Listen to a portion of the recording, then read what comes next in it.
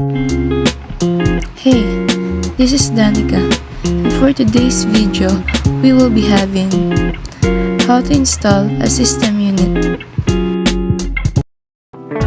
If you want more content like this, make sure to like, share, and subscribe.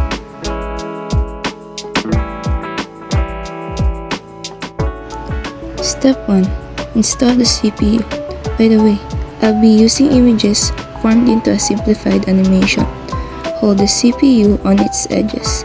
Be careful with it. Lift the CPU lever and place the CPU properly, then pull down the lever, just like this.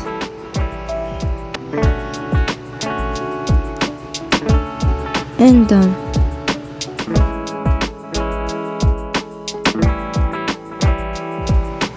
Step 2. Install the heatsink and CPU fan. Put thermal grease and place the heatsink on the processor properly. Secure it using levers, screws, and finally, screws. Read the motherboard manual to know where to connect and convert it. And then you're done. Step 3. Installing the RAM. Push down the RAM into the slots. Make sure that both clips hold the RAM properly. Step 4. Installing the motherboard. Before anything else, make sure that your hands are clean. Our teacher suggested that we should put our things on the ground to make sure that nothing will be misplaced. There are different kinds of system unit, so make sure to read your manual. Use PPE. Put the motherboard in place.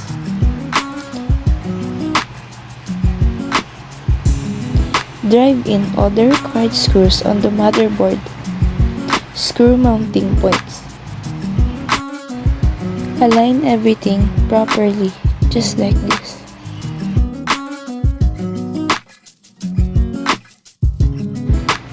Step 5. Installing the power supply.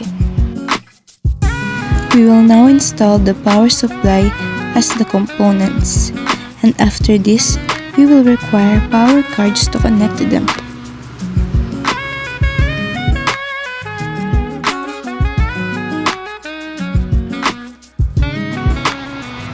Place the power supply unit into the case bracket.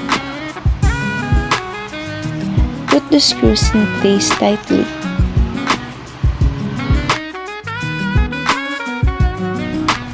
Step 6. Installing the hard disk drive.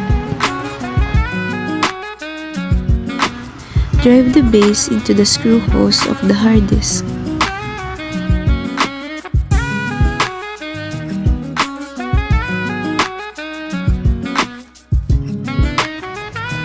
Connect the power cable from PSU to hard disk. Connect the PATA IDE SATA cable motherboard into the drive. Step 7. Installing optical drive. Remove the screws all around the system unit.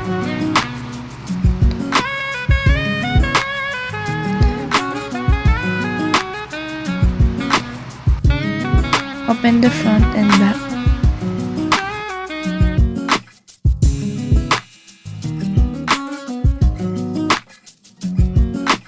Place the optical drive into the base. Use the smaller screw designated for this thing.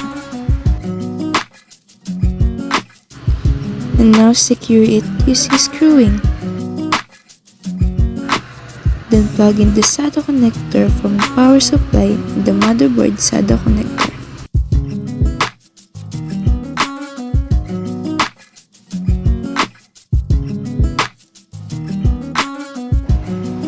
Install the expansion cards. First, you will need to find out whether your expansion card slot is AGP or PCIe AGP, etc. These are the common expansion cards. We have Wi-Fi card, Secure it by screwing. There are various kinds of an expansion card. For example, we have for images cards, audio cards, and etc. We have different sizes too, so make sure to check your manual. Step 9. Connect various cables. You will need to consult your motherboard manual for finding appropriate part for connecting various cables at the right places on the motherboard.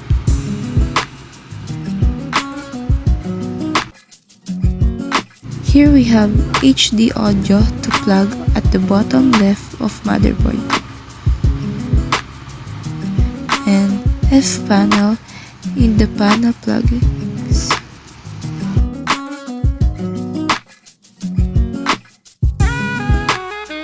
And for USB, we have standard USB-A and USB-C, and these are to plug into these ports. During step 5, we've already plugged in the power supply. Step 10. Checking and testing. Get the rest of the PC components like monitor, keyboard, mouse, speakers, and etc. Connect them. Step 11. Installing OS and drivers. Insert the OS CD DVD to the CD or DVD drive. Search up for download Windows 10. Click the first thing that you'll see and click download now. Make sure to read all of this first before accepting it. Installation media, and then select next. Select language, architecture, and addition. Choose what media to use, USB flash drive, and then plug it. Click this drive, then next. Wait for a minute, and then you're done. Now that we're done, here's a shuffle for a shoutout and the Kangkong chips. So we have Ajay Alfaro. Congrats! If you wanna win, make sure to like, subscribe, and share.